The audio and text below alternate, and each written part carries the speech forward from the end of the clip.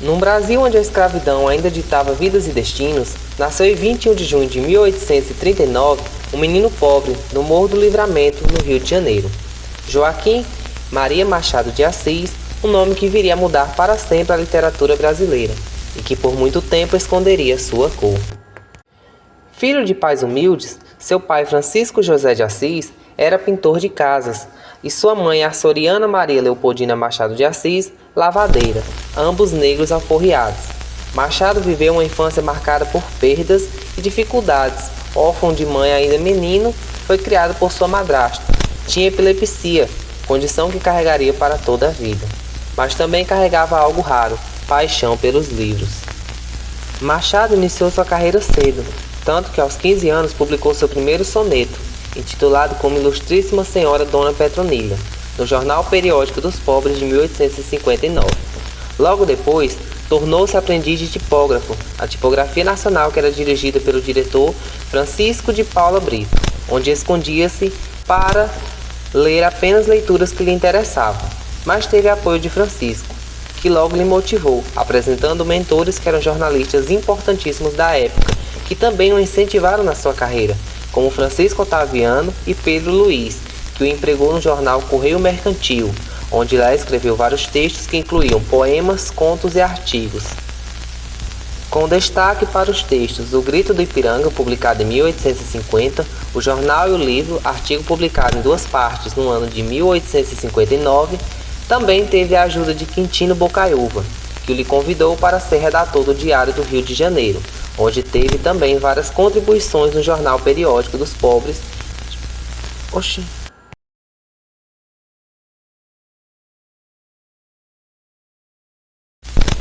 Machado de Assis foi um poeta, cronista e romancista. Ele fundou a Academia Brasileira de Letras e tornou-se o primeiro presidente. A Academia Brasileira de Letras foi fundada em 20 de julho de 1897, com o objetivo de ser um ambiente de trocas intelectuais e uma instituição responsável por promover conferências e publicações voltadas para o âmbito das letras. Atualmente, a ABL funciona como uma instituição de memória, ao preservar os acervos dos membros que a compuseram. Mesmo vindo do morro, Machado de Assis chegou ao centro do poder letrado do Brasil. Durante a sua carreira, Machado de Assis escreveu mais de 100 contos e 9 romances. As suas principais obras são Memórias Póstumas de Brás Cubas, O Alienista, Dom Casmurro e Quincas Borba. Memórias Póstumas de Brás Cubas foi lançado no ano de 1881. O livro aborda uma narrativa em primeira pessoa, onde o protagonista, Brás Cubas, conta a história a partir de sua morte. A história se passa no Rio de Janeiro do século XIX e aborda temas como a estrutura social escravocrata, o positivismo e o cientificismo. Em 1882 é lançado o livro O Alienista, que vai desde a sátira ao humor macabro.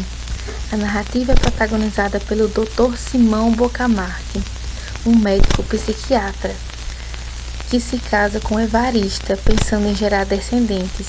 Com o tempo, ele começa a acreditar que a infertilidade da sua mulher resulta em problemas psicológicos e decide abrir a Casa Verde, um hospital psiquiátrico que abriga todos os pacientes da região.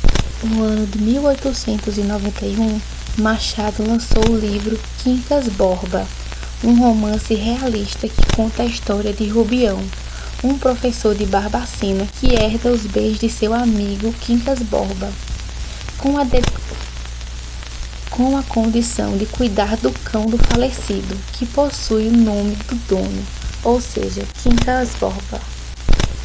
Um de seus romances mais enigmáticos foi lançado em 1899, Dom Casmurro, que conta a história de Bentinho e Capitu, que, apaixonados na adolescência, têm que enfrentar os obstáculos para a realização de seus anseios amorosos.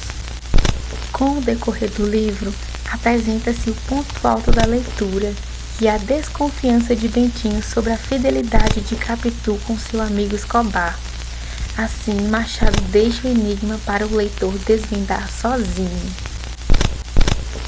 Brás Cubas, Bentinho, Quincas Borba, personagens imortais, com ironia fina. Machado escreveu sobre o poder, a hipocrisia e a alma humana. Sua literatura é um espelho de um país desigual e também de suas próprias inquietações. Machado de Assis nunca foi militante, mas tampouco foi alheio. Seus textos respiram uma política silenciosa, sutil e afiada. Para autores como Raimundo Faoro e Ricardo Salles, ele enxergava a decadência do império e a incerteza do Brasil pós-escravidão. Preferia observar do alto, com olhos de quem já vira demais.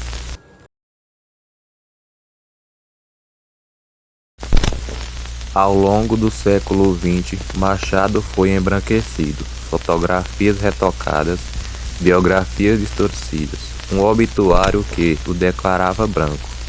O Brasil que o homenageava, ao mesmo tempo, o apagava. Mas sua origem afrodescendente não pode ser mais ignorada. Por mais de um século, era essa a imagem que se tinha de Machado de Assis, um homem de pele clara. Seria um efeito da fotografia, ainda feita com técnicas rudimentares? Para especialistas, era uma tentativa de embranquecer o nosso maior autor, neto de escravos libertos e filho de pai negro. A imagem seria então um reflexo da sociedade da época, com dificuldade em aceitar o sucesso de pessoas pretas ou pardas. Quando Machado morre em 1908, na certidão de óbito consta cor branca, né? Então essa é uma demonstração também da questão do racismo, né? O professor Hélio se debruça 2 décadas sobre a obra e a trajetória de Machado e propõe uma reflexão. Não ter se aprofundado na questão do racismo seria uma estratégia de sobrevivência do escritor?